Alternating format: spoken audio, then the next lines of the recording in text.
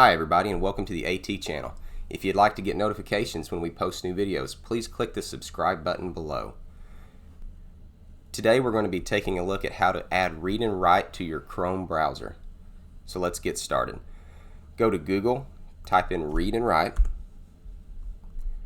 scroll down where you see Read and Write for Google Chrome. Next you're going to click Add to Chrome, Add extension,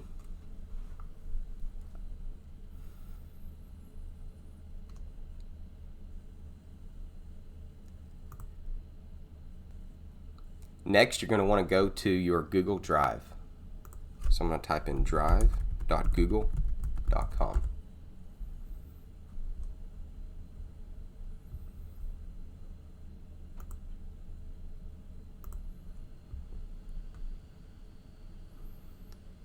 Once you're in a Google Doc,